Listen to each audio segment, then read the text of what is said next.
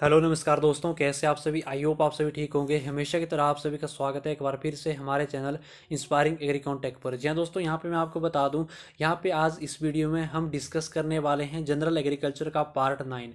अगर मैं यहाँ पे आपको बताऊं, पार्ट 1 टू पार्ट 8 तक, यानी कि 1 से 8 पार्ट तक चैनल पे जनरल एग्रीकल्चर की वीडियोस ऑलरेडी अपलोड हो गई है। अगर दोस्तों आपने वह वीडियोस अभी तक नहीं देखी हैं, सो प्लीज़ आप उन वीडियोज़ को पहले देख लें। यहाँ पे दोस्तों मैं आपको बता दूँ, अगर आप IBPS AFO की प्रिपरेशन कर रहे हो, आप यहाँ पे RRB SO की कर रहे हो, नाबार्ड की कर रहे हो, यूपीएससी में अगर आपका एग्रीकल्चर ऑप्शनल है, अगर आप दोस्तों यहाँ पे ICAR UG एंट्रांस एग्जाम की प्रिपरेशन कर रहे हो, ICAR PG एंट्रांस एग्जाम की प्रिपरेशन कर रहे हो, और दोस्तों आप यहाँ पे JRF एग्जाम की कर रहे हो, और आप MSc एंट्रांस एग्जाम की प्रिपरेशन कर रहे हो, यानी कि आपको एग्रीकल्चर में MSc करनी है, तो दोस्तों आपके लिए ये वीडियो यहाँ पे बहुत ज़्यादा बेनिफिशियल है। जो जनरल एग्रीकल्चर के हैं, जो भी आपकी स्टेट यूनिवर्सिटीज़ होती हैं MSc के एंट्रांस एग्जाम के लिए, उनमें जितना भी सिलेबस पूछा जाता है वो जनरल एग्रीकल्चर का ही पूछा जाता है। तो आपके लिए वीडियो यहाँ पे बहुत ही ज़्यादा बेनिफिशियल है। यहाँ पे मैं आपको बता दूँ, आज की इस वीडियो में हम डिस्कस करने वाले हैं इंपॉर्टेंट कंसेप्ट्स जो रिलेटेड होंगे हमारे वेदर से, ठीक है, एटमॉस्फेयर से, क्लाइमेट से और टेम्परेचर से।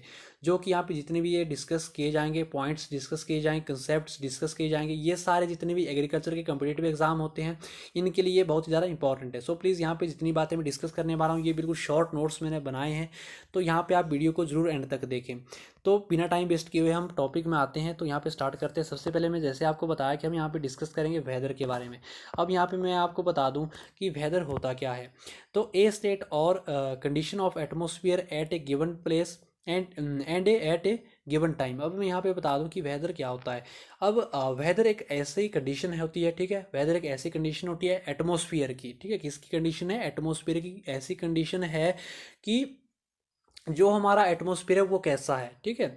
हम यहाँ पे चेक करते हैं कि कौन से टाइम पे क्या हो रही है, रेनफॉल हो रही है, आज रेनफॉल होगी कि नहीं होगी, कल रेनफॉल होगी या नहीं होगी, उसको क्या बोलेंगे, हम वेदर बोलेंगे, यानी कि मौसम। इसको क्या बोलते हैं, मौसम, यानी कि आज हमारा मौसम कैसा है। ये एक ऐसी कंडीशन है, इसमें हम देखते हैं कि आज हमारी रेनफॉल होगी, बारिश होगी कि नहीं होगी, कल होगी कि नहीं होगी।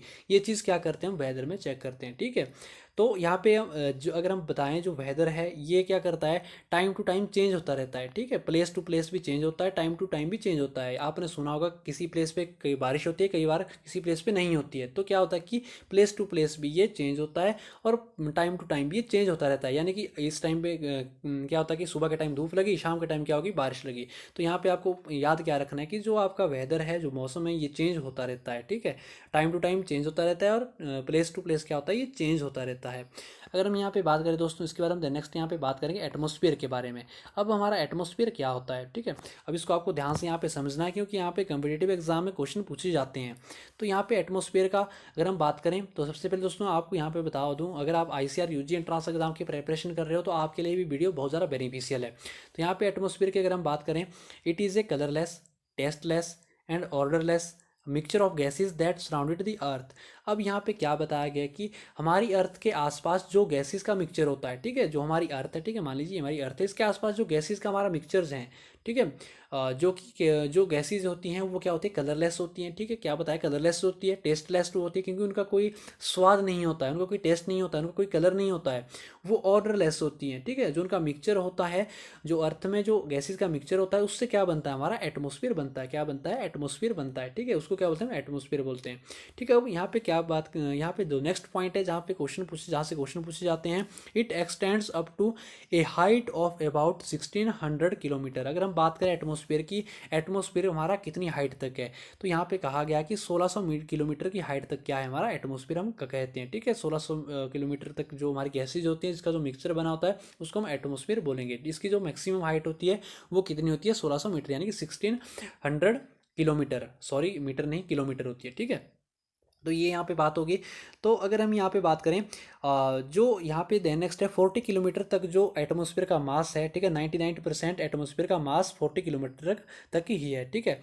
क्या है, जो 99% जो एटमॉस्फेयर का मास है, ठीक है, 99% जो यहाँ पे क्या कहा गया, how ever 99% of total mass of the atmosphere is with in 40 kilometre from the अर्थ।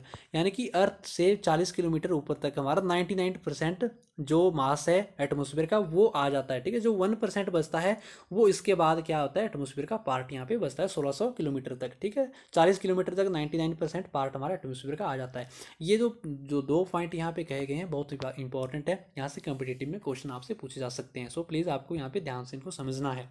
इसके बाद अगर हम यहाँ पे बात करें स्ट्रक्चर ऑफ एटमॉस्फेयर की, अब हमारा एटमॉस्फेयर का जो स्ट्रक्चर है वो कैसा होता है इसके बारे में हम यहाँ पे बात करेंगे, ठीक है। Based on vertical temperature differences atmosphere is divided into 4 layers. अब यहाँ पे कहा गया है अर्थ की सरफेस से हम जब ऊपर की तरफ जाते हैं, ठीक है, जैसे हमारी अर्थ है, ठीक है, इसकी सरफेस से अगर हम यहाँ से ऊपर की तरफ हम जाएंगे तो क्या होगा कि जो टेम्परेचर है हमारा, जो यहाँ पे हमारा टेम्परेचर होता है, ठीक है, उसमें क्या होता है कि उसमें वेरिएशन आती है। क्या आती है? उसमें वेरिएशन आती है, ठीक है। जो हमारी वेरिएशन आती है उसके अकॉर्डिंग क्या करते हैं, जो एटमोसफियर है उसको हम डिफरेंट डिफरेंट लेयर में डिवाइड करते हैं, ठीक है। जो यहाँ पे जो टेम्परेचर की हमारी वेरिएशन आएगी, वेरिएशन के अकॉर्डिंग क्या करेंगे हम, जो एटमॉस्फेयर की जो लेयर्स हैं उनको हम डिफरेंट डिफरेंट लेयर्स में क्या करेंगे, डिवाइड करेंगे। तो यहाँ पे मैं आपको बता दूँ जनरली यहाँ पे 4 इसमें लेयर में डिवाइड किया गया है। जो पहली यहाँ पे लेयर है, ठीक है, जो पहली लेयर है वो है दोस्तों यहाँ पे ट्रोपोस्फियर, ठीक है। क्या है? ट्रोपोस्फियर। अब ये ट्रोपोस्फियर को आपको ध्यान से समझना है, यहाँ से क्वेश्चन पूछे जाते हैं, ठीक है। It is the lowest lower most layer of atmosphere. ये जो लेयर है ये सबसे लोअर मोस्ट लेयर है, यानी कि जैसे आप यहाँ पे अर्थ सरफेस से जैसे आप ऊपर की तरफ जाना स्टार्ट करोगे, यहाँ से सबसे पहले आपका जो यहाँ पे लेयर स्टार्ट होगी वो कौन सी होगी? ट्रोपोस्फियर यहाँ पे आपकी स्टार्ट होगी, ठीक है।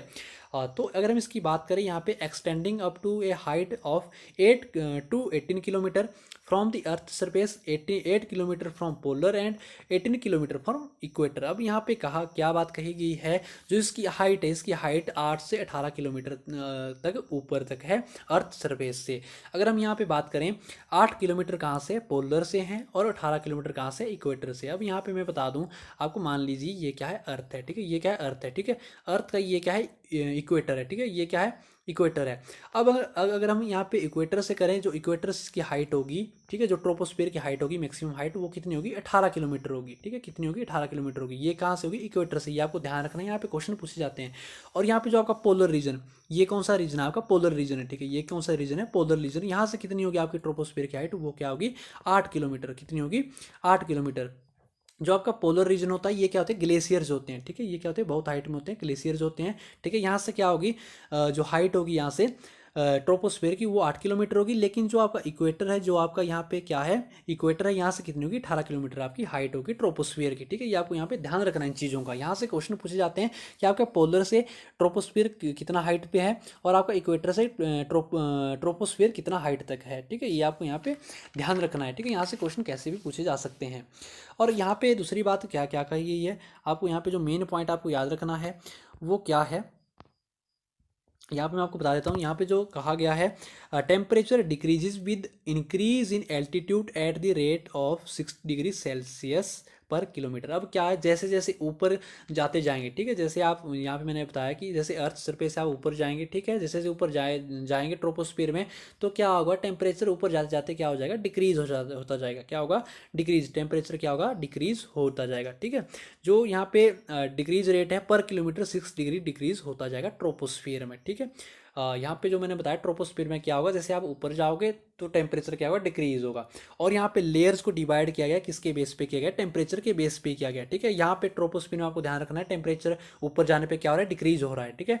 क्या हो रहा है, डिक्रीज। ये यहाँ पे पॉइंट है, यहाँ से क्वेश्चन पूछे जाते हैं, कितना डिक्रीज हो रहा है, 6 डिग्री सेल्सियस पर किलोमीटर आपका डिक्रीज हो रहा है। ये आपके इंपॉर्टेंट यहाँ पे क्वेश्चन हैं, ठीक है। इसके बाद अगर हम यहाँ पे द नेक्स्ट बात करें, नेक्स्ट जो हमारा स्फीयर है वो है दोस्तों स्ट्रेटोस्फीयर। क्या है? स्ट्रेटोस्फीयर। अब इसको हमने क्या करना है, ध्यान से यहाँ पे मैं जूम आप कर लेता हूँ ताकि आपको अच्छे से विजुअलाइज हो। तो अगर हम यहाँ पे स्ट्रेटोस्फीयर की अगर दोस्तों यहाँ पे बात की जाए कि स्ट्रेटोस्फीयर क्या होता है, it is a second major atmosphere layer which lies beyond the height of 7 to 18 kilometre and extending up to 15 kilometre. ये जो स्ट्रेटोस्फीयर है, ठीक है, ये जो स्ट्रेटोस्फीयर है, इसकी अगर हम हाइट की बात करें, ये हमारा कहाँ से स्टार्ट होता है, 18 किलोमीटर से, ठीक है। जो पहला हमने बताया ट्रोपोस्फीयर कितना है, 18 किलोमीटर है, ठीक है। 18 किलोमीटर में जैसे आपका ट्रोपोस्फीयर खत्म होगा, वहाँ से आपका स्टार्ट होगा स्ट्रेटोस्फीयर। क्या स्टार्ट होगा? स्ट्रेटोस्फीयर। अगर हम स्ट्रेटोस्फीयर की बात करें, ये कहाँ तक होता है, 18 से कहाँ तक होता है, ये होता है 50 किलोमीटर। कहाँ तक होता है? 50 किलोमीटर तक स्टार्ट होता है, ठीक है। ये कहाँ तक होता है? 50 किलोमीटर तक स्टार्ट होता है, ठीक है। तो अगर हम बात करें मतलब 18 से 50 किलोमीटर की हाइट को स्ट्रेटोस्फीयर बोला जाएगा। ठीक है, यह गर्म लेयर है। कैसी लेयर है, यहाँ पे कहा कि नेक्स्ट लाइन जो कहा है, it is the warmest layer uniform temperature with altitude. ये क्या है, गर्म लेयर है। जैसे जैसे ऊपर जाते जाओगे, जैसे जैसे आप ऊपर यहाँ पे जाते जाओगे तो टेम्परेचर क्या होगा आपका, यूनिफॉर्म ही रहेगा। ठीक है, क्या रहेगा, uniform.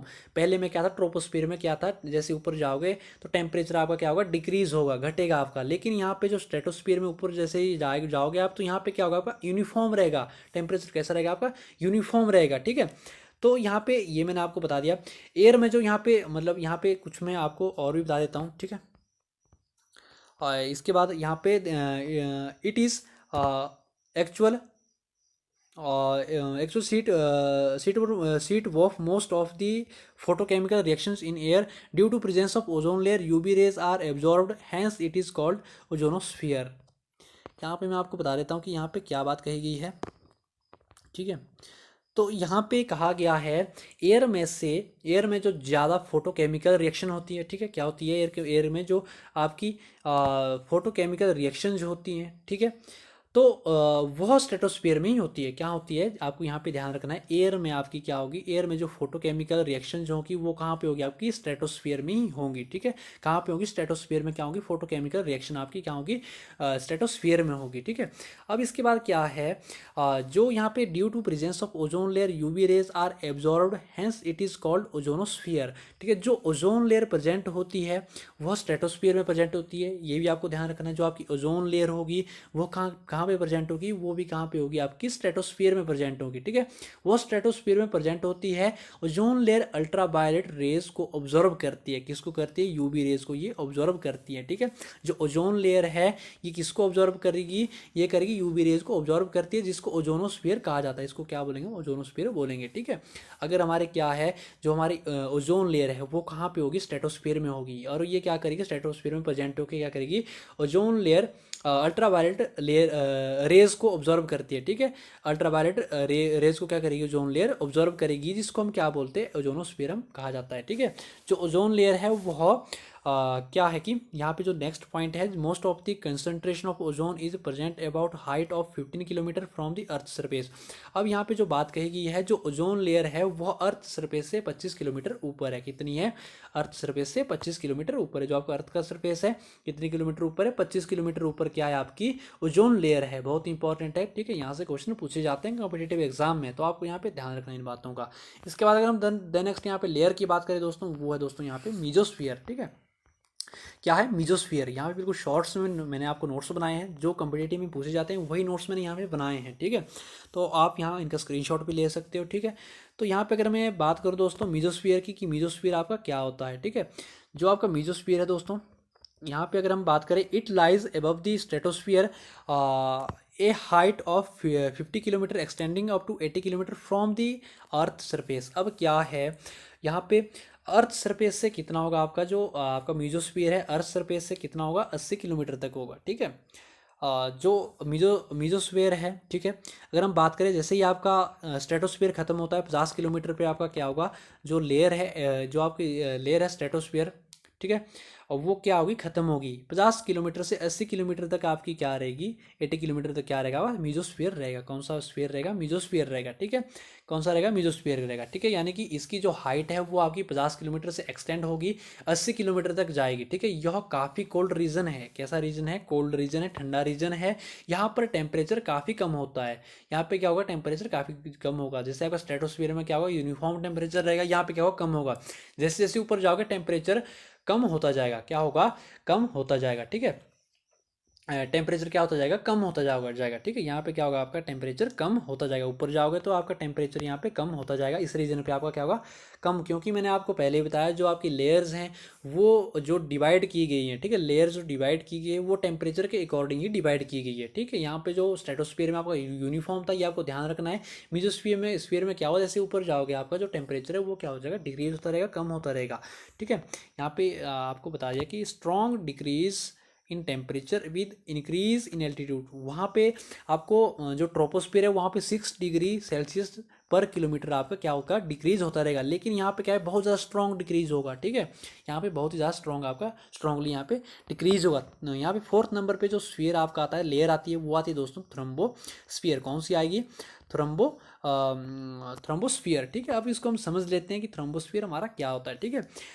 In this layer atmosphere densities are extremely low from earth surface, it extending a height of 80 kilometre up to 1600 kilometre, ठीक है। अब the lower layer of thermosphere is called ionosphere. अब यहाँ पे सबसे पहले हम इसको समझ लेते हैं कि आपका थ्रोम्बोस्फीयर होता क्या है, ठीक है। तो अब क्या है, एटमॉस्फेरिक डेंसिटी बहुत कम होती है, ठीक है, जो एटमॉस्फेरिक है वो डेंसिटी बहुत कम होती है। इसकी जो हाइट है, ठीक है, हाइट है वह 80 किलोमीटर से 1600 किलोमीटर तक है, ठीक है। जो हमारा थ्रोम्बोस्फीयर, इसकी हाइट हमारी 80 किलोमीटर में क्या होता है, हमारा स्ट्रेटोस्फीयर मीजोस्फीयर खत्म होता है, ठीक है। वहाँ से जो हाइट चलेगी, वहाँ से जो हमारा लेयर चलेगी वो चलेगी थ्रोम्बोस्फीयर की। 80 से 1600 किलोमीटर तक कौन सी चलेगी, थ्रोम्बोस्फीयर की चलेगी। आपको ध्यान रखना है, यहाँ से क्वेश्चन पूछे जाते हैं कितनी हाइट पे कौन सी लेयर हमारी है, ठीक है, ये आपको यहाँ पे ध्यान रखना है, यहीं से क्वेश्चन पूछे जाते हैं, ठीक है। आपको पहले ही मैं यहाँ पे इन्फॉर्म कर दे रहा हूँ, ठीक है। लोअर लेयर जो थ्रोम्बोस्फीयर की है उससे क्या बोलते हैं हम, क्या बोलते हैं, आइनोस्फीयर बोलते हैं, ठीक है। जो आपकी सबसे नीचे वाली जो थ्रोम्बोस्फीयर की लेयर है, ठीक है, उसको क्या बोलते हैं, आइनोस्फीयर कहा जाता है, ठीक है। थ्रोम्बोस्फीयर को भी फर्दर डिवाइड किया गया है, ठीक है। क्या किया गया, जो हमारा थ्रोम्बोस्फीयर है इसको भी फर्दर डिवाइड किया गया है। इसकी जो लोअर लेयर है इसको हम क्या बोलेंगे, आइनोस्फीयर बोला जाता है, ठीक है, क्या बोलेंगे, आइनोस्फीयर। और long distance ratio communication is made possible through it's ionising layer. इसके बाद क्या कहा गया है, जो कम्युनिकेशन होती है, ठीक है, जो कम्युनिकेशन होती है, ठीक है, जो कम्युनिकेशन होती है कैसे होती है, रेडियो, जो हमारे जो रेडियोज चलते हैं, ठीक है। और यहाँ पे रेडियो आएगा, ठीक है, यहाँ पे रेडियो आएगा, ठीक है। यहाँ पे जो मिस्टेक हो गई है, टाइपिंग मिस्टेक है, ठीक है। यहाँ पे लॉन्ग डिस्टेंस रेडियो कम्युनिकेशन, ठीक है, जो कम्युनिकेशन होती है रेडियो के द्वारा, जो होती है, जो टेलीविज़न हमारे चलते हैं, टीवी चलते हैं, उसमें जो सिग्नल जाता है, ठीक है, वह रेज वह किसके थ्रू आता है, जो आपका रेडियो चलते हैं, जो कम्युनिकेशन, जो यहाँ पे जो सिग्नल जाता है, टीवी का सिग्नल आता है, वो कहाँ से आता है, रेज के थ्रू आता है, ठीक है। जो वो रेज होती हैं, ठीक है, वो कौन से स्फीयर में होती है, वो थ्रोम्बोस्फीयर में होती है। आपको ध्यान रखना है, TV rays, signal rays, communication की जितनी भी आपकी रेज हैं, ठीक है, वो कहाँ पे प्रेजेंट होती है, थ्रोम्बोस्फीयर में होती है। तो थ्रोम्बोस्फीयर की हाइट है ये 80 किलोमीटर से 1600 किलोमीटर तक आपकी रहती है, ठीक है। अब इसकी मैंने आपको बताया था कि जो थ्रोम्बोस्फीयर है ये फर्दर दो पार्ट में डिवाइड किया गया है, एक आइनोस्फीयर में, दूसरा कौन सा है, जो आउटरमोस्ट, ये आपकी कौन सी है, लोअर लेयर, ठीक है। जो आउटरमोस्ट लेयर है उसको क्या बोलते हैं, एक्सोस्फीयर बोलते हैं, ठीक है। एक आपका आइनोस्फीयर हो गया, एक क्या होगा आपका एक्सोस्फीयर हो गया, ठीक है। ये आपको यहाँ पे ध्यान रखना है, क्या बोला मैंने, यहाँ पे दो तरह से डिवाइड किया गया, आइनोस्फीयर एंड एक्सोस्फीयर। नीचे वाली जो लोअर लेयर है वो आइनोस्फीयर है, जो हमारी आउटर मोस्ट लेयर है वो है एक्सोस्फीयर, ठीक है। इसके बाद यहाँ पे क्या करेंगे, यहाँ पे क्या बात कही गई है, ठीक है। यहाँ पे है exosphere is the layer above ionosphere, ठीक है। जो आपकी एक्सोस्फीयर है, आइनोस्फीयर के ऊपर वाली को लेयर को क्या बोलते हैं, एक्सोस्फीयर बोलेंगे। नीचे वाली हमारी आइनोस्फीयर है, ऊपर हमारी आगे एक्सोस्फीयर होगी। टेम्परेचर इंक्रीजेज विद एल्टीट्यूड, जैसे आप ऊपर चलते जाओगे यहाँ पे थ्रोम्बोस्फीयर में, आपका टेम्परेचर क्या होगा, यहाँ पे इंक्रीज होगा, टेम्परेचर क्या होगा आपका, बढ़ेगा, ठीक है। जो आपका यहाँ पे जो पिछले मैंने आपको बताया कि इससे पहले जो मीजोस्फीयर में क्या होगा, टेम्परेचर आपका डिक्रीज होगा, बहुत ही स्ट्रॉन्ग डिक्रीज होगा। स्ट्रेटोस्फीयर में आपका यूनिफॉर्म होगा, ठीक है। और जो ट्रोपोस्फीयर है उसमें क्या होगा, आपका टेम्परेचर क्या होगा, उसमें डिक्रीज होगा, ठीक है, 6 डिग्री सेल्सियस पर किलोमीटर वहाँ पे डिक्रीज होगा। लेकिन यहाँ पे क्या हो रहा है आपका, यहाँ पे इंक्रीज हो रहा है, बढ़ रहा है आपका टेम्परेचर, क्या हो रहा है यहाँ पे, बढ़ रहा है, ठीक है। इसमें क्या हो रहा है आपका, बढ़ रहा है, ठीक है। तो ये आपका क्या होगा, जो भी आपका आपको मैंने बताया, ठीक है, एटमॉस्फेयर के बारे में बताया कि एटमॉस्फेयर कितने कहाँ तक है हमारा, 1600 किलोमीटर तक क्या हमारा एटमॉस्फेयर है, ठीक है। 1600 किलोमीटर मैंने आपको बता दिया कि आपका कितने किलोमीटर तक कौन कौन सा है, ठीक है। आपका 8 से 18 किलोमीटर तक कौन सा है आपका ट्रोपोस्फेयर, उसके बाद आपका 18 से 50 किलोमीटर तक स्ट्रेटोस्फेयर स्टार्ट है, ठीक है। 50 किलोमीटर से 80 किलोमीटर तक मीजोस्फीयर है, ठीक है। थ्रोम्बोस्फीयर आपका 80 किलोमीटर से कहाँ तक है, 1600 किलोमीटर तक है। जो थ्रोम्बोस्फीयर है फर्दर दो पार्ट में डिवाइड है, एक आइनोस्फीयर होगा आपका, दूसरा कौन सा होगा आपका एक्सोस्फीयर होगा, ठीक है। आइनोस्फीयर लोअरेस्ट लेयर है और उसके ऊपर वाली जो लेयर है वो है आपका एक्सोस्फीयर, ठीक है। यहाँ पे जो मेन था, जो आपकी ओजोन लेयर है वो आपकी अर्थ सरफेस से कितनी ऊपर है, वो है दोस्तों यहाँ पे आपकी 25 किलोमीटर ऊपर है। वो किस लेयर में है, वो है स्ट्रेटोस्फीयर में, ठीक है। जो आपकी कम्युनिकेशन जो रेज होती हैं वो कहाँ पे होती है, थ्रोम्बोस्फीयर में प्रेजेंट होती है, ठीक है। ये आपको यहाँ पे ध्यान रखना रखना है, टेम्परेचर कहाँ पे बढ़ रहा है, कहाँ पे घट रहा है, ये चीज़ भी आपको यहाँ पे ध्यान रखनी है। यहाँ पे कॉम्पिटिटिव में क्वेश्चन पूछे जाते हैं। यहाँ पे हम इसके बाद अगर हम डिस्कस करेंगे दोस्तों, यहाँ पे मैं आपको बता दूँ कंपोजिशन ऑफ एटमॉस्फेरिक एयर, ठीक है।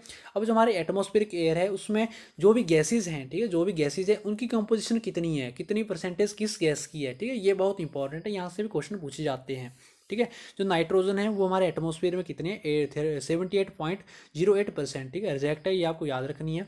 ऑक्सीजन की कितनी है 20.95% होगी। आर्गन की कितनी है 0.93% होगी, ठीक है। कार्बन डाइऑक्साइड CO2 कितनी है 0.03% होगी।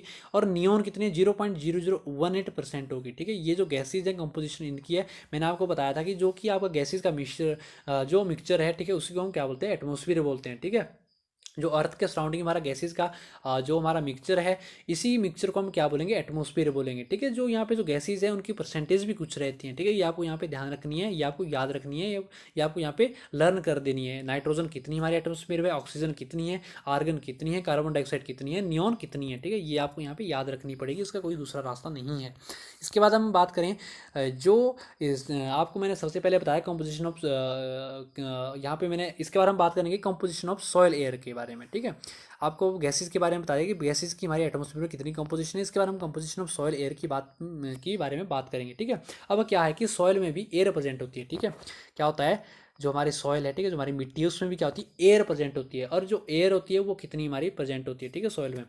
अब और जो हमारी एयर है, ठीक है, जो हमारी एयर है जो सॉइल में प्रेजेंट होती है वो क्या होती है, ज़रूरी होती है, वो कंपलसरी है हमारी जो क्रॉप है, ग्रोथ के लिए, जो क्रॉप की ग्रोथ है, ठीक है, जो हमारी फसल है उसकी पैदावार के लिए बहुत इंपॉर्टेंट है हमारी क्या है, जो एयर है, ठीक है, जो सॉइल में प्रेजेंट होती है, ठीक है। अगर हम बात करें नाइट्रोजन परसेंटेज इज मोर और less same as in atmosphere, ठीक है। अब यहाँ पे क्या है, जितनी नाइट्रोजन एटमॉस्फेयर में प्रेजेंट होती है, ठीक है, एटमॉस्फेयर में अभी मैंने आपको कंपोजिशन बताया 78.08% हमारी एटमॉस्फेयर में नाइट्रोजन प्रेजेंट होती है, और उतनी ही सॉइल में भी प्रेजेंट होती है, ठीक है। कितनी होती है, जितनी हमारी एटमॉस्फेयर में प्रेजेंट होती है, सॉइल में भी हमारी नाइट्रोजन उतनी ही प्रेजेंट होती है, ये आपको यहाँ पे ध्यान रखना है, याद रखना बहुत इंपॉर्टेंट है। इसके बाद अगर हम यहाँ पे बात करें oxygen levels decreased as compare to atmosphere, अगर हम यहाँ पे ऑक्सीजन की बात करें, जो हमारी सॉइल में जो ऑक्सीजन होती है वो क्या होती है, एटमॉस्फेयर से हमारी क्या होती है, लेवल उसका कम होता है, ठीक है, डिक्रीज होती है, कम होती है, ठीक है। CO2 levels will be nearly 8 to 10 times more 0.25% as compared to atmosphere। अगर हम एटमॉस्फेयर की बात करें, एटमॉस्फेयर में हमारा CO2 कितनी है 0.03% कितनी है 0.03% कंपोजिशन है कार्बन डाइऑक्साइड की। अगर हम यहाँ पे बात करें सॉइल में, जो सॉइल में हमारी कार्बन डाइऑक्साइड होगी ये कितनी होगी 8 से 10 टाइम्स ज़्यादा होगी एटमॉस्फेयर से। यानी कि अगर हम परसेंटेज की बात करें यहाँ पे जो सॉइल में परसेंटेज रहेगी 0.05% आपकी कितनी रहेगी, सॉइल में आपकी CO2 प्रेजेंट होगी, ठीक है। एटमॉस्फेयर के कंपेरिजन में यहाँ पे ज़्यादा होती है, 8 to 10 टाइम्स ज़्यादा होती है, ठीक है। एटमॉस्फेयर में कितनी 0.03%, लेकिन जो सॉइल में हमारी CO2 प्रेजेंट होगी वो होगी 8 to 10 टाइम्स ज़्यादा होगी, वो कितनी होगी 0.25% होगी। आई होप जितनी भी आपके यहाँ पे कंसेप्ट है वो आपके यहाँ पे अच्छे से आपको समझ में आ रही होंगे, ठीक है। इसके बाद अगर हम यहाँ पे बात करें दोस्तों सोलर कांस्टेंट के बारे में हम यहाँ पे बात करेंगे, ठीक है। किसके बारे में बात करेंगे इसको आपको ध्यान से समझना है, सोलर कांस्टेंट, ठीक है, थोड़ा सा कंफ्यूजिंग भी है, ठीक है। Defined as the energy falling in 1 minute on a surface area of 1 square centimetre at the outer boundary of the atmosphere hold normal to the sunlight at the mean distance of the earth from the sun। अब यहाँ पे क्या है, सन और अर्थ का जो mind distance है, ठीक है, जो हमारा सन है, ठीक है, जो हमारी ये हमारा क्या है सन है, और जो अर्थ है, ठीक है, सन और अर्थ का जो माइंड डिस्टेंस है, मतलब देखो ऐसे जो यहाँ पे मैं आपको समझाता हूँ, ठीक है। अब यहाँ पे क्या है, इस तरह से यहाँ पे आपको अच्छे से मैं समझाता हूँ। देखो कि यहाँ पे क्या होगा कि इस तरह से अगर हमारी कोई रेज पड़ती है, ठीक है, देखो यहाँ पे जो रेज हमारी पड़ेगी इसको परपेंडिकुलर, ठीक है, इसको क्या करेंगे हम, जो ये रेज ऐसे मान लीजिए हमारी अर्थ में ये रेज पड़ रही है सन की, ठीक है, इसको हम क्या करेंगे यहाँ पे परपेंडिकुलर हम सोलर कांस्टेंट को मेजर करते हैं, ठीक है। इसके परपेंडिकुलर क्या करेंगे हम, सोलर कांस्टेंट को क्या करेंगे, मेजर करेंगे। यहाँ पे मैंने आपको बताया कि जो हमारा क्या है सन और अर्थ का जो माइंड डिस्टेंस है, देखो जैसे हमने यहाँ पे क्या किया कि जो रेज पड़ेगी यहाँ पे जितनी भी रेज पड़ती है अर्थ पे, ठीक है, उसके परपेंडिकुलर क्या करेंगे हम, सोलर कांस्टेंट को मेजर करते हैं, ठीक है। एटमॉस्फेयर की बाउंड्रीज के बाहर, यहाँ पे ध्यान रखना है आपने, एटमॉस्फेयर की यहाँ पे क्या गया outer boundaries of the atmosphere, और एटमॉस्फेयर की बाउंड्रीज के बाहर अर्थ और सन का मीन डिस्टेंस, ठीक है, जो अर्थ का है और सन का है, जो अर्थ और सन का जो यहाँ पे मीन डिस्टेंस है, क्या है, मीन डिस्टेंस है, अर्थ और सन का जो यहाँ पे मीन डिस्टेंस है, मीन डिस्टेंस पे, और जो सनलाइट के परपेंडिकुलर एक स्क्वायर सेंटीमीटर एरिया पे 1 मिनट में कितनी एनर्जी यहाँ आएगी, उसे बोला जाता है सोलर कांस्टेंट। ठीक है, थोड़ा कंफ्यूजिंग है, फिर से एक बार समझो। ठीक है, यहाँ पे क्या बात कही गई है, यहाँ पे क्या करेंगे, जैसे कोई सन से कोई रेज पड़ रही है, उसके परपेंडिकुलर हम क्या करेंगे, सोलर कांस्टेंट को लेंगे, यानी कि जो एटमॉस्फेयर की जो बाउंड्रीज होगी, ठीक है, एटमॉस्फेयर जो हमारा है उसकी जो बाउंड्रीज होगी, ठीक है, आपको मैंने बताया 1600 किलोमीटर तक एटमॉस्फेयर होता है, उसकी जो बाउंड्रीज है, बाउंड्रीज के बाहर अर्थ और सन का जो मीन डिस्टेंस रहेगा, ठीक है, अर्थ जो ये अर्थ है, ठीक है, इसका जो और सन का जो मीन डिस्टेंस रहेगा, ठीक है, मीन डिस्टेंस रहेगा, उस डिस्टेंस पे जो सनलाइट के परपेंडिकुलर 1 स्क्वायर सेंटीमीटर एरिया पे हम माइन्यूट कितनी एनर्जी यहाँ आएगी, ठीक है, उसे बोला जाता है सोलर कांस्टेंट। यानी कि इस डिस्टेंस पे स्क्वायर सेंटीमीटर एरिया पे हमारी कितनी क्या आ रही है, कितनी एनर्जी आ रही है, ठीक है, कितनी ऊर्जा आ रही है, उसको बोलेंगे हम सोलर कांस्टेंट। इस पे, इस जो हमारा ये माइन्यूट डिस्टेंस है, इस डिस्टेंस पे हमारी कितनी यहाँ पे एनर्जी आ रही है, उसको हम क्या बोलेंगे, सोलर कांस्टेंट बोलेंगे। आई होप आपको यहाँ पे ये अच्छे से यहाँ पे आप इससे सेटिस्फाई हो गए होंगे कि मैं क्या यहाँ पे कहना चाहता हूँ। ठीक है, अगर हम यहाँ पे बात करें सोलर कांस्टेंट की जो वैल्यू होती है वो कितनी होती है, ठीक है, यहाँ पे सोलर कांस्टेंट की यहाँ पे वैल्यू दी गई है 1.95 कैलोरी पर सेंटीमीटर स्क्वायर पर मिनट। ठीक है, ये यहाँ पे आपको ध्यान रखनी है, यहाँ पे क्वेश्चन पूछे जाते हैं, ठीक है, ये आपको रट लेनी है। ठीक है, एसआई यूनिट की अगर हम बात करें यहाँ पे, तो इसकी एसआई यूनिट है यहाँ पे 1353 वॉट्स पर मीटर स्क्वायर, ये क्या है, इसकी एसआई यूनिट है। ठीक है, किसकी है, सोलर कांस्टेंट की एसआई यूनिट है। ठीक है, एसआई यूनिट यहाँ पे ये दी गई है और वैल्यू यहाँ पे इसकी ये दी गई है। ठीक है, ये आपको दोनों ही आपको यहाँ पे याद रखनी पड़ेगी, रटनी पड़ेगी। ठीक है, इसका अगर हम देन नेक्स्ट यहाँ पे पार्ट पे जाएंगे दोस्तों, यहाँ पे जूम करके मैं आपको दिखा देता हूँ। देन नेक्स्ट जो हमारा पार्ट है वो है PAR, यानी कि फोटोसिंथेटिक एक्टिव रेडिएशन। अब फोटोसिंथेटिक एक्टिव रेडिएशन क्या होता है, ठीक है, अब जो हमारी ग्रीन लीव्स है, ठीक है, यहाँ पे क्या कहेगा, photosynthesis is in green leaves use solar energy in wavelengths from 0.4 to 0.7 mu metre और दी, ये क्या है, म्यू है। ठीक है, म्यू मीटर और the radiation 400 to 700 nanometre is most active in photosynthesis active radiation. अब यहाँ पे क्या बात कहेगी, आपको यहाँ पे ध्यान से समझना है, जो हमारी ग्रीन लीव्स है, ठीक है, जो हमारी ग्रीन लीव्स होती है, जो हमारी पेड़ है, प्लांट है, उनकी जो ग्रीन लीव्स होती है, वह सोलर एनर्जी को यूज़ करती हैं। किसको करती है, सोलर एनर्जी को क्या करती हैं, यूज़ करती है। ग्रीन लीव्स क्या करती है, सोलर एनर्जी को यूज़ करती हैं। ठीक है, यूज़ करती है फोटोसिंथेसिस के लिए। किसके लिए करेगी, फोटोसिंथेसिस के लिए क्या करती हैं, जो ग्रीन लीव्स है, सोलर एनर्जी को, प्लांट की ग्रीन लीव्स सोलर एनर्जी को यूज़ करती है फोटोसिंथेसिस के लिए। ठीक है, के लिए तो जो सोलर एनर्जी वेवलेंथ वह यूज़ करते हैं, ठीक है, जो सोलर एनर्जी वेवलेंथ वो यूज़ करते हैं, वो कितनी यूज़ करते हैं, 0.4 to 0.7 mu metre, mu metre कितनी करते हैं, म्यू मीटर। तो इन रेडिएशन को बोला जाता है, क्या बोला जाता है, फोटोसिंथेटिक एक्टिव रेडिएशन। यानी कि कितनी रेडिएशन वो जो हमारे ग्रीन प्लांट्स है, ग्रीन लीव्स है प्लांट की, उस वो जो सोलर एनर्जी को यूज़ कर रही है फोटोसिंथेसिस के लिए, जो जो वेवलेंथ इसकी यूज़ करते हैं, वो कितनी होती है, 0.4 to 0.7 माइक्रो म्यू मीटर ये यूज़ करती है।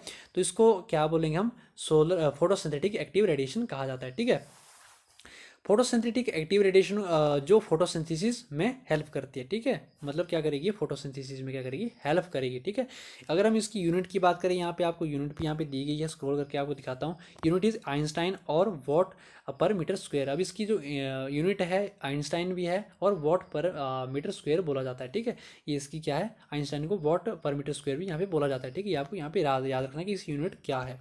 इसके बाद अगर हम यहाँ पे बात करें लक्स की, ठीक है, अब लक्स क्या होता है, lux is the oldest unit of measures intensity brightness of solar radiation. अब लक्स क्या है, सोलर रेडिएशन की ब्राइटनेस इंटेंसिटी को मेजर करते हैं हम लक्स से। किससे करते हैं, जो सोलर रेडिएशन है, ठीक है, जो सोलर रेडिएशन है उसकी अगर हमने ब्राइटनेस मेजर करनी हो, किससे हम मेजर करेंगे, लक्स से मेजर करेंगे। ठीक है, इसके बाद है spectrometer measures solar radiation in narrow wave bands. अब क्या है, सोलर रेडिएशन को मेजर करने के लिए हम इक्विपमेंट जो यूज़ करते हैं उसका नाम क्या है, उसका नाम क्या है, स्पेक्ट्रोमीटर है। ठीक है, जो सोलर रेडिएशन के लिए जो हम यहाँ पे जो मेज़र करने के लिए इक्विपमेंट यूज़ करते हैं वो क्या है, स्पेक्ट्रोमीटर हमारा क्या है, वो मेजरमेंट, ये इससे हम मेज़र करते हैं। इसके बाद है लैप्स रेट। अब लैप्स रेट क्या होता है, बहुत इंपॉर्टेंट है। ठीक है, आपको वीडियो में इसी तरह से बने रहना है, क्योंकि सारी जो यहाँ पे कंसेप्ट डिस्कस किए जा रहे हैं बहुत ही इंपॉर्टेंट है दोस्तों।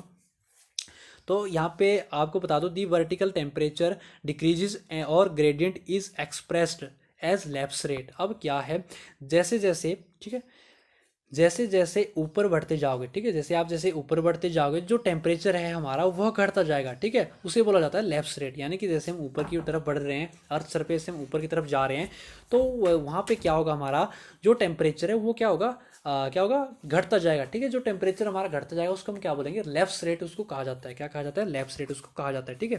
अगर हम यहाँ पे बात करें, normally lapse rate is 6.5 degree Celsius पर किलोमीटर, ठीक है। जो लैप्स रेट है यह 6.5 डिग्री सेल्सियस पर किलोमीटर है। यानी कि जो हमारा टेम्परेचर यहाँ पे घटता है पर किलोमीटर, हमारा 6.5 डिग्री यहाँ पे घटता रहता है, ठीक है।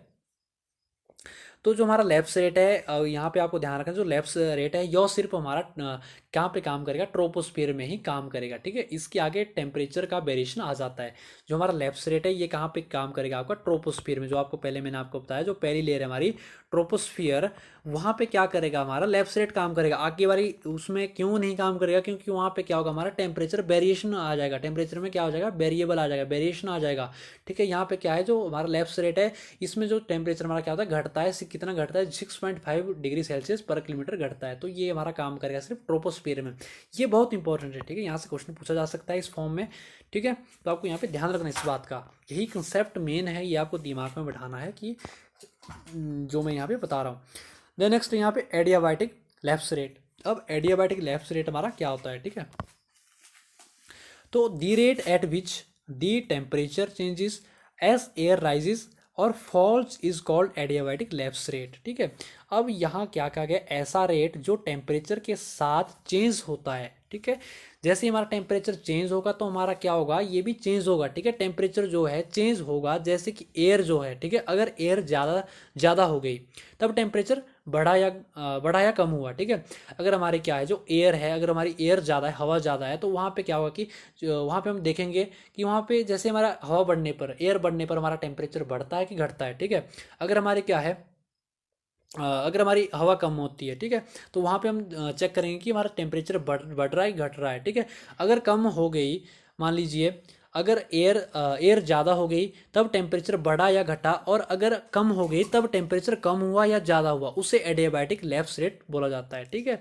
मान लीजिए हमारी एयर अगर हमारी कम होती है, वहाँ पे जो हमारा टेम्परेचर है हम चेक करेंगे कि वो बढ़ता है कि घटता है, ठीक है। अगर हमारी हवा ज़्यादा हुई या कम हुई, ठीक है, वहाँ पे ये चीज़ हम चेक करेंगे, उसको हम क्या बोलेंगे, एडियाबैटिक लैप्स रेट बोलेंगे, ठीक है। और ये क्या होता है कि ये हमारा टेम्परेचर के साथ साथ जैसे टेम्परेचर में वेरिएशन आता है तो वैसे वैसे हमारा ये भी चेंज होता रहता है, ठीक है, चेंज होता रहेगा उसके साथ साथ में। अगर हम यहाँ पे बात करें dry adiabatic lapse rate ratio, lapse ratio कितनी होगी, 10 डिग्री सेल्सियस पर किलोमीटर, ठीक है। यहाँ पे लैप्स रेट आएगा, रेशो नहीं आएगा, सॉरी, यहाँ पे रेट आएगा, ठीक है। यहाँ पे रेशो नहीं आएगा, यहाँ पे रेट आएगा, टाइपिंग मिस्टेक हो गई है, ठीक है। यहाँ पे क्या आएगा, रेट आएगा, ठीक है। ड्राई एडियाबैटिक लैप्स रेट जो हमारा होता है वो कितना होता है, 10 डिग्री सेल्सियस पर किलोमीटर होगा, ठीक है। कितना होगा, जैसे कि स्ट्रेटोस्फीयर में टेम्परेचर कम होने की वजह से क्या होगा, टेम्परेचर एक हमसे टेम्परेचर बढ़ जाता है, ठीक है। क्या होगा, टेम्परेचर क्या जाता है, बढ़ जाता है। यहाँ पे देन नेक्स्ट जो पॉइंट है उसको मैं डिस्कस कर लेता हूँ पहले, ठीक है। यहाँ पे क्या गया, the condition in which there is abrupt rise instead of fall in temperature is called inversion. क्या बात कहेगी यहाँ पे, इन्वर्जन किसे बोला जाता है, जैसे कि स्ट्रेटोस्फीयर में टेम्परेचर कम होने की वजह से टेम्परेचर क्या होता है, क्या होगा, टेम्परेचर कम होने की वजह से टेम्परेचर एक हमसे टेम्परेचर बढ़ जाता है, ठीक है। तो एब्रप्टली क्या होगा वहाँ पे, एब्रप्टली क्या होगा वहाँ पे कि जो एब्रप्टली राइज हो जाता है, ठीक है, टेम्परेचर क्या होगा, राइज होगा, उससे हम क्या बोलेंगे, इन्वर्जन बोला जाता है। क्या बोला जाता है उसको, इन्वर्जन बोला जाता है, ठीक है। इसके बाद नेक्स्ट हम बात करें एल्बिडो। अब एल्बिडो क्या होता है, ठीक है, इसको ध्यान से समझना, यहाँ से भी क्वेश्चन पूछे जाते हैं कम्पिटेटिव एग्जाम में। अब एल्बिडो क्या होता है, it is the ratio between incoming and outgoing solar radiation on the earth surface. It is the percentage of the incident solar radiation reflected by a surface is known as albedo. अब क्या है, अर्थ के surface पर incoming जो आती है, incoming raise जो आती है, ठीक है, सोलर रेडिएशन, मतलब जो इनकमिंग जो सोलर रेडिएशन जो आती है, ठीक है, जैसे ये सूरज है, ठीक है, इसकी का इस यहाँ से जो रेडिएशन आएगी, सोलर रेडिएशन आएगी, जो इनकमिंग जो सोलर रेडिएशन आएगी, और उनका जो रेशो होगा, ठीक है, इनकमिंग जो आएगी और आउटगोइंग जो वापस यहाँ पे जाएगी, ठीक है, जो अर्थ सरफेस से वापस जाएगी, उनका जो रेशो होता है उसको क्या बोला जाता है, एल्बिडो बोला जाता है, ठीक है। कितनी हमारी कितनी रेडिएशन हमारी इनकमिंग हुई, ठीक है, अर्थ पे आई, और कितनी वहाँ से वापस की, आउट गोइंग की, आउट गोइंग हुई, ठीक है, उसको क्या बोलेंगे हम यहाँ पे, क्या बोलेंगे, उसका जो रेशो आएगा हमारा, उसको क्या बोलेंगे हम, एल्बिडो बोलेंगे, ठीक है। आपको यहाँ पे ध्यान से इसको समझना है, ठीक है। अगर हम यहाँ पे बात करें, अगर हम इसको यहाँ पे मेजर करेंगे, हम किस में इसको मेजर करते हैं, परसेंटेज में मेजर करते हैं, बहुत इंपॉर्टेंट है। The albedo is of crop surface is ranging between 23 to 30%, ठीक है। मतलब क्या होगा, क्रॉप सरफेस की जो एल्बिडो है वो कितनी होगी, 23 टू 30%, और जो यहाँ पे जो आपकी दूसरी है फ्रेश स्नो में जो यहाँ पे जो एल्बिडो आपकी होगी वो कितनी होगी, 75 टू 95% होगी, ठीक है। जो हमारा, क्योंकि यहाँ पे जो ज़्यादा क्यों होती है, क्योंकि जो स्नो है, ठीक है, वो बहुत ही ज़्यादा रेडिएशन रिफ्लेक्ट करती है। जो स्नो है हमारी, जो बर्फ़ है, वो क्या करती है, ज़्यादा रेडिएशन वो रिफ्लेक्ट करेगी। यहाँ पे क्या होगा, एल्बिडो आपका ज़्यादा होगा।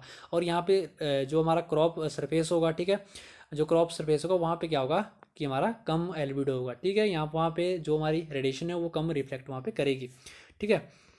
अगर हम इसके बाद यहाँ पे बात करें, इसके बाद आता है साइक्लोन, ठीक है। अब साइक्लोन क्या होता है, ठीक है, इसको आपको ध्यान से समझना है, यहाँ से भी क्वेश्चन पूछे जाते हैं कॉम्पिटिटिव एग्जाम में, बहुत इंपॉर्टेंट है। साइक्लोन का मतलब क्या है, एक साइक्लोन इज ए रफली circular low pressure area whose diameter may be from 100 to 1,000 miles and wide and wind movement towards the centre. अब क्या है, साइक्लोन हमारे वेदर का क्या है, फिनोमिना होता है, ठीक है। किसका होता है, वेदर जो मौसम है इसका फिनोमिना है, जो कि बहुत ज़्यादा डिस्ट्रक्शन करता है हमारे नेचर में। क्या करेगा, डिस्ट्रक्शन करता है हमारे नेचर में, यानी कि डैमेज करता है। इसमें एक लो प्रेशर एरिया बन जाता है, ठीक है। इसमें क्या बनेगा, एक लो प्रेशर एरिया बन जाता है, ठीक है, एरिया बन जाता है जिसमें कि एक सर्कल एरिया होता है, ठीक है। क्या होगा, उसमें एक सर्कल एरिया बन जाएगा, लो प्रेशर एरिया बनेगा जिसमें एक सर्कल एरिया बन जाता है, जिसमें कि जो प्रेशर है वह बहुत कम हो जाता है। यहाँ पे क्या होगा, जो प्रेशर है वो क्या होगा, बहुत ही कम होगा। यहाँ पे क्या बताएगा, लोअर प्रेशर एरिया में क्या होगा, सर जो प्रेशर होगा बहुत ही कम हो जाता है, और विंड सेंटर की तरफ मूव करती है। जो हमारी विंड है वो कहाँ मूव करेगी, सेंटर की तरफ वो मूव करती है, ठीक है। बहुत बहुत बहुत ज़्यादा जो तेज़ स्पीड से यहाँ से एटमॉस्फेरिक प्रेशर कम होगा, ऐसे ऐसे बढ़ता जाएगा, जितना भी इसका डायमीटर है साइक्लोन का, ऐसे ऐसे बढ़ता चला जाएगा। और जो एयर है, ठीक है, कैसे होगा, यहाँ पे जो डायमीटर है इसका इस तरह से ऐसे ऐसे वो बढ़ता जाएगा, ठीक है। जो साइक्लोन है इसका जो डायमीटर है, जैसे यहाँ पे क्या होगा कि यहाँ से जो एटमॉस्फेयर प्रेशर कम होगा, ठीक है, क्या होगा कि जो एटमॉस्फेयर क्या होगा, प्रेशर कम, बहुत बहुत ज़्यादा तेज़ स्पीड से यहाँ पे एटमॉस्फेरिक प्रेशर क्या होगा, कम होगा, ठीक है। एटमॉस्फेरिक प्रेशर यहाँ पे कम होगा, ऐसे ऐसे बढ़ता जाएगा, ठीक है, इस तरह से बढ़ता जाएगा। जितना भी इसका डायमीटर है साइक्लोन का जो यहाँ पे डायमीटर है, साइक्लोन डायमीटर है साइक्लोन का, ऐसे ऐसे यहाँ पे जो बढ़ता चला जाएगा, ठीक है। और जो एयर है, ठीक है, जो एयर है वह बहुत ही तेज़ी से सेंटर की तरफ मूव करेगी। जो एयर है वो बहुत ही तेज़ी से सेंटर की तरफ क्या करेगी, मूव करेगी, और उससे बहुत ही ज़्यादा डिस्ट्रक्शन हो जाएगी। क्या होगी, डिस्ट्रक्शन हो जाएगी। यहाँ पे क्या क्या चीज़ें होती है, ठीक है, यहाँ पे मैं आपको बता देता हूँ। इससे क्या होगा, कि यहाँ पे क्या क्या चीज़ें होती है, सॉरी यहाँ पे टोमेटो नहीं है, ये टाइपिंग मिस्टेक हो गई है, ठीक है। यहाँ पे क्या चीज़ होगी, एग्जांपल जैसे जो डिस्ट्रक्शन होगी वो क्या चीज़ होगी, यहाँ पे टोमेटो नहीं है, ठीक है, इसको आप नज़रअंदाज कर दीजिए, ठीक है। ये क्या है, TORNADO, टोरेंडो हो गया, ठीक है, आपका तूफान हो गया, तूफान हो गया, ठीक है। इसके बाद क्या होगा, इधर ही किंज हो गया, ठीक है। ये सारी चीज़ें क्या होगी, डिस्ट्रक्शन हो गया आपकी साइक्लोन की वजह से, ठीक है। यहाँ पे क्या है, टोरेंडो है, यहाँ पे कोई टोमेटो नहीं है, ठीक है, टाइपिंग मिस्टेक है, ठीक है। PDF में ठीक कर दूंगा, ठीक है, इसको मैं टेलीग्राम चैनल पे अपलोड कर दूंगा, ठीक है, वहाँ पे इसको बिल्कुल करेक्ट कर दूंगा, ठीक है। तो यहाँ पे इसके बाद हम नेक्स्ट अगर हम बात करें क्लाइमेट की, अब क्लाइमेट क्या होता है, ठीक है। अब हमें क्लाइमेट को अच्छे से यहाँ पे समझना है, ठीक है। Climate is a generalised weather और submission of weather condition over a given region during moisture deficit index, जिसको हम क्या बोलते हैं, MDI, ठीक है। अब यहाँ पे क्या है, अब यहाँ पे आपको क्या करना है, ध्यान से इसको समझना है। मैं यहाँ पे आपको जूम करके यहाँ पे दिखा देता हूँ। अब क्या है कि यहाँ पे जो क्लाइमेट है हम क्या करते हैं, ठीक है, हम सुबह का वेदर देखते हैं, ठीक है, क्या करते हैं, सुबह का वेदर देखते हैं, शाम का वेदर देखते हैं, ठीक है, सुबह का देखते हैं, शाम का देखते हैं, टेम्परेचर चेक करते हैं, ठीक है। हम टेम्परेचर सुबह हमारा क्या होगा, सुबह के टाइम पे टेम्परेचर अलग होगा, शाम के टाइम अलग होगा, ठीक है, कम होगा ज़्यादा होगा। हम चेक करते हैं कि रेनफॉल होगा या नहीं होगा, ठीक है। और मतलब जो एयर की कैसी क्वालिटी है, मतलब एयर की कैसी क्वालिटी है, वह हो गया हमारा वेदर, ठीक है। अब ये क्या होगा हमारा वेदर। बट जो क्लाइमेट होता है वो क्या होता है, जो 5 साल का वेदर है, ठीक है, मैंने आपको पहले बताया वेदर क्या होता है। अब जो 5 साल का वेदर है, जो 5 ईयर्स का वेदर है, ठीक है, अब जो 5 साल का वेदर है उसका हमने जो सबमिशन निकाला, उसको जो हमने यहाँ पे सबमिशन निकाला, यहाँ पे क्या गया, जो 5 साल का जो वेदर होगा उसको जो हमने सबमिशन यहाँ पे निकाला, उसका जो हमने निचोड़ निकाला, उसको कहा जाता है क्लाइमेट। क्या कहते हैं उसको, क्लाइमेट, ठीक है, उसको क्या कहते हैं, क्लाइमेट। जो एक लॉन्गर पीरियड पर किसी रीजन का वेदर देखना क्या कहता है, क्लाइमेट कहलाता है। यानी कि लॉन्गर रीजन पर क्या करेंगे, लॉन्गर पीरियड पर हम क्या करेंगे, किसी रीजन का, यानी कि कोई रीजन होगा उसका जो लॉन्ग पीरियड होगा, लॉन्ग पीरियड का जो वहाँ पे जो वेदर होगा उसके अकॉर्डिंग हम वहाँ पे क्या करेंगे, वहाँ पे क्या करेंगे हम, जो उसका सबमिशन निकालेंगे उस रीजन का, तो उसको हम क्या बोलेंगे, क्लाइमेट बोलेंगे। ये आपको ध्यान रखना है, ठीक है। क्या क्लाइमेट, आपको यहाँ पे समझ आ गया कि क्लाइमेट क्या चीज़ होती है, ठीक है। तो इसके बाद कुछ इंपॉर्टेंट पॉइंट्स यहाँ पे दिए गए हैं, ये ठीक है, ये भी आपको यहाँ पे पढ़ लेने हैं, ठीक है। तो यहाँ पे जो इंपॉर्टेंट है मैं यहाँ पे वही डिस्कस करने वाला हूँ, ठीक है। इसके बारे में मेजर्स ऑफ ह्यूमिडिटी, ठीक है। अब ह्यूमिडिटी जो है उसको हम मेजर कैसे कैसे करते हैं। Humidity means water vapour content of the atmosphere. अब ह्यूमिडिटी क्या होती है, ठीक है, ह्यूमिडिटी क्या होती है, होता है कि एटमोसफियर में कितना वाटर कंटेंट है उसे ह्यूमिडिटी बोला जाता है। क्या बोला जाता है, ह्यूमिडिटी बोला जाता है। अब यहाँ पे सबसे पहले चीज़ आती है रिलेटिव ह्यूमिडिटी। अब रिलेटिव ह्यूमिडिटी क्या होता है, water vapour present in air, water vapour required for saturation into 100। अब क्या है रिलेटिव ह्यूमिडिटी, क्या होता है कि एयर में जो वाटर वेपर प्रेजेंट होते हैं, ठीक है, एयर में जो वाटर वेपर यहाँ पे प्रेजेंट होते हैं, ठीक है, डिवाइडेड बाय सेचुरेशन के लिए कितना वाटर चाहिए, ठीक है, सेचुरेशन के लिए कितना वाटर चाहिए इनटू 100, ठीक है, वो क्या होता जाता है हमारा, ठीक है, वो क्या होता है, रिलेटिव ह्यूमिडिटी कहलाता है, ठीक है। यानी कि रिलेटिव ह्यूमिडिटी को परसेंटेज से यहाँ पे क्या वो क्या कहलाता है, रिलेटिव ह्यूमिडिटी कहा जाता है। जो रिलेटिव ह्यूमिडिटी है इसको हम क्या करेंगे, परसेंटेज से इसको क्या करते हैं, मेजर करते हैं। किससे करते हैं, इसको परसेंटेज से मेज़र करते हैं। अब यहाँ पे हमने ध्यान रखना है कि जो हमारे ये रिलेटिव ह्यूमिडिटी, ये एग्रीकल्चर के लिए बहुत ही ज़्यादा यूज़फुल है। एग्रीकल्चर में सबसे ज़्यादा यूज़फुल जो यूज़ होता है वो किसका होता है, रिलेटिव ह्यूमिडिटी का यहाँ पे यूज़ होता है, ठीक है। सबसे ज़्यादा यूज़ किसका होता है, रिलेटिव ह्यूमिडिटी का यहाँ पे होता है। जो यहाँ पे इसके बाद हम नेक्स्ट हम बात करेंगे दोस्तों, यहाँ पे नेक्स्ट जो हमारी एब्सोल्यूट ह्यूमिडिटी। अब नेक्स्ट नंबर पे क्या है, absolute humidity. Unit of absolute humidity is gram per metre cube, ठीक है। ये आपको ध्यान रखनी है, यहाँ पे यूनिट से आपको ध्यान रखनी है, ठीक है। एब्सोल्यूट ह्यूमिडिटी और स्पेसिफिक ह्यूमिडिटी, मतलब जो एब्सोल्यूट ह्यूमिडिटी है इसकी जो यहाँ पे यूनिट है वो कितने ग्राम पर मीटर स्क्वायर, यानी कि जो ग्राम है, ठीक है, जो ग्राम है, जो यहाँ पे ग्राम चीज़ है वो क्या है, जो हमारा जो एटमोसफेयर है उसमें कितना मॉइस्चर है, ठीक है, कितना मॉइस्चर है वो हम क्या लेंगे, ग्राम्स में लेंगे। और जो मीटर क्यूब है, मीटर का मतलब यहाँ पे कि जो सरफेस एरिया होगा, ठीक है, जो सरफेस और एरिया होगा, ठीक है, ये क्या है, मीटर क्यूब है, ठीक है। अब इसके बाद है specific humidity. Unit of specific humidity is gram per kilogram, ठीक है। मतलब कितना किलोग्राम जो है जिस पर ह्यूमिडिटी हमें मेजर करनी है, कितना किलोग्राम जो है जिस पर हमें जो ह्यूमिडिटी है वो मेजर करनी है। और ग्राम जो है मॉइस्चर के लिए, ग्राम किसके लिए, मॉइस्चर के लिए। अब यहाँ पे मैंने पहले आपको बताया जो रिलेटिव ह्यूमिडिटी है वो एग्रीकल्चर के लिए बहुत ज़्यादा इंपॉर्टेंट है, लेकिन जो एब्सोल्यूट ह्यूमिडिटी और स्पेसिफिक ह्यूमिडिटी है उसका हम बहुत कम यूज़ करते हैं एग्रीकल्चर में, ठीक है। इन दो का क्या करते हैं, बहुत कम यूज़ करते हैं। ये भी क्वेश्चन आ सकता है कि कौन सी ह्यूमिडिटी का यूज़ एग्रीकल्चर में सबसे ज़्यादा किया जाता है। एब्सोल्यूट आपके पास ऑप्शन होंगे, relative humidity, absolute humidity, specific humidity. तो आपको यहाँ पे रिलेटिव ह्यूमिडिटी कर देना है, ठीक है। तो इसके बाद नेक्स्ट हमारा जो कंसेप्ट है वो दोस्तों फॉर्म्स ऑफ प्रेसिपिटेशन, ठीक है, फॉर्म्स ऑफ प्रेसिपिटेशन। अब हम इसको ध्यान से यहाँ पे समझ लेते हैं, ठीक है। अब क्या है, जो हमारी सरफेस पर रेनफॉल होती है, ठीक है, जो हमारे अर्थ सरफेस पर रेनफॉल होती है और जिस फॉर्म पर भी वाटर अर्थ सरफेस पर आता है, ठीक है, वो क्या होता है, प्रेसिपिटेशन। यानी कि जो हमारा वाटर किस फॉर्म पे अर्थ सरफेस पर आ रहा है, या तो रेनफॉल किया गया, स्नो की ड्यू आएगा, फ्रॉस्ट की फॉर्म में आएगा, वो क्या होगी, प्रेसिपिटेशन होगी, ठीक है। उसकी डिफरेंट डिफरेंट यहाँ पे फॉर्म्स होती है। पहली क्या है, रेन, ठीक है, पहली फॉर्म्स क्या है, रेन है, ठीक है। पहली क्या है, रेंज। अब कौन सी फॉर्म जो प्रेसिपिटेशन में, उसमें जो सबसे पहले है रेंज। रेंज में क्या होगा, जो ड्रॉप्स होंगी, ड्रॉप्स होती हैं वाटर की, वह कितनी होगी, 0.5 टू 6 मिलीमीटर कितनी होगी, में होगी, 0.5 टू 6 होगी। ठीक है, ये आपको यहाँ पे ध्यान रखना है, यहाँ पे क्वेश्चन पूछा जाएगा। और डीजल की जो ड्रॉप्स होगी वो कितनी होगी, कितनी होगी डीजल की, जब 0.5 से कम का जो ड्रॉप्स होता है वो क्या होता है हमारा, उसको हम डीजल बोलते हैं। अगर हमारा 0.5 से ज़्यादा हो और 6 से कम हो तो वो हमारी रेन होती है, बारिश होती है। अगर हमारी ड्रॉप्स कितनी हो, 0.5 से कम हो तो वो ड्रिजल कहलाती है। ठीक है, अगर जो स्नो है, स्नो में क्या होता है, ice crystal resulting from sublimation.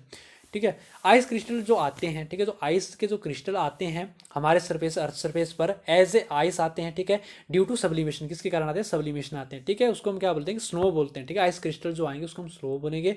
अब इसके बाद नेक्स्ट है हमारा ड्यू। अब क्या है ड्यू, क्या है due, moisture condensed in small drops of on cool surface. अब ड्यू क्या है, जो कूल सरफेस होता है उस पर जो मॉइस्चर है वो स्मॉल ड्रॉप्स में कंडेंस होता है। क्या होता है, स्मॉल ड्रॉप्स में क्या होता है, कंडेंस होता है। यहाँ पे क्या क्या है, जो कूल सरफेस होता है, ठीक है, जो कूल सरफेस होता है उस पर जो मॉइस्चर है वह स्मॉल ड्रॉप्स में कंडेंस होता है, उसको हम क्या बोलते हैं, ड्यू बोलते हैं। ठीक है, क्या बोलते हैं, ड्यू बोलते हैं। इसके बाद है फ्रॉस्ट। अब फ्रॉस्ट क्या होता है, ठीक है, इसको भी आपको ध्यान से समझना। ए फिदरी डिपॉजिट ऑफ आइस। अब फ्रॉस्ट का जो आइस है वो एज ए फिदरी टाइप में जैसे कि, जैसे हमारे पंख हो गए, ठीक है, एज ए फिदरी टाइप में जो आइस है वो गिरेगी अर्थ सरफेस पे, उसको हम क्या बोलते हैं, फ्रॉस्ट बोलते हैं। इसके बाद है फॉग।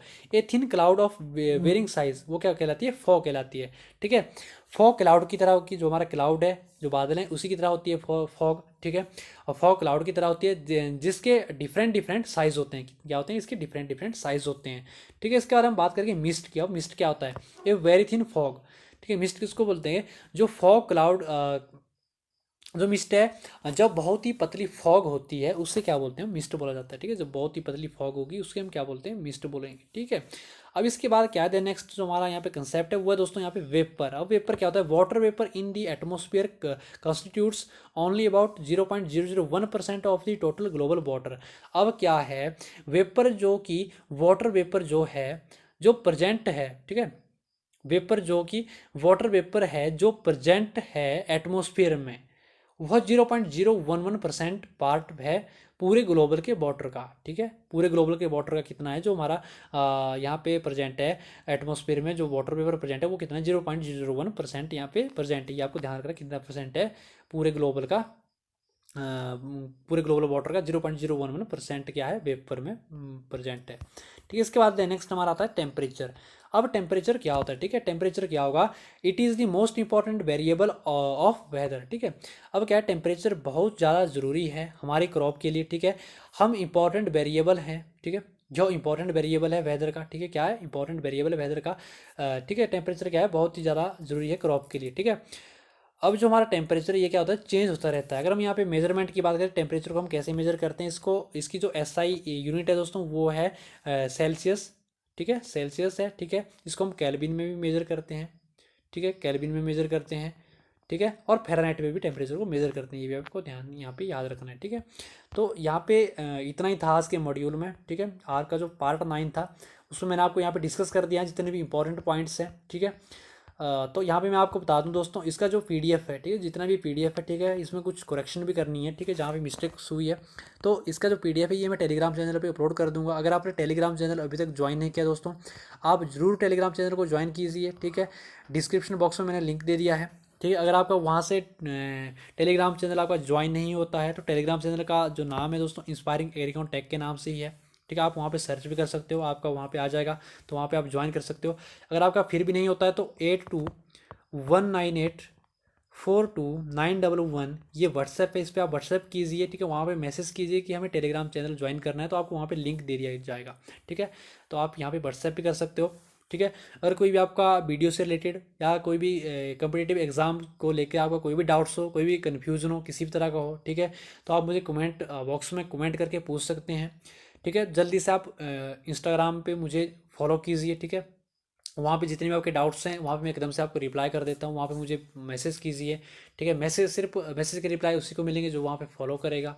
ठीक है, उसी को मिलेंगे। तो जल्दी से टेलीग्राम जो इंस्टाग्राम है उसका लिंक मैंने डिस्क्रिप्शन बॉक्स में दे दिया है, वहाँ पे आप चेक कीजिए, ठीक है, और मुझे मैसेज कीजिए, मैं आपको जरूर वहाँ पे रिप्लाई करूँगा। जो भी आपकी इंक्वायरीज रहेंगी, जो भी दिक्कत रहेगी, वहाँ पे इंस्टांट आपको रिप्लाई मिल जाते हैं, ठीक है। इसी के साथ अगर कोई आपका डाउट्स हो, कोई भी कन्फ्यूजन हो, ठीक है, आप मुझे किसी भी सोशल मीडिया प्लेटफॉर्म में बायो मैंने वहाँ पे दे दी है डिस्क्रिप्शन में, आप मुझे चेक कर सकते हैं, आप मैसेज कर सकते हैं, ठीक है।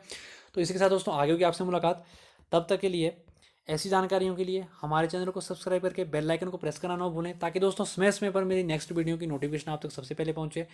धन्यवाद and all the best guys.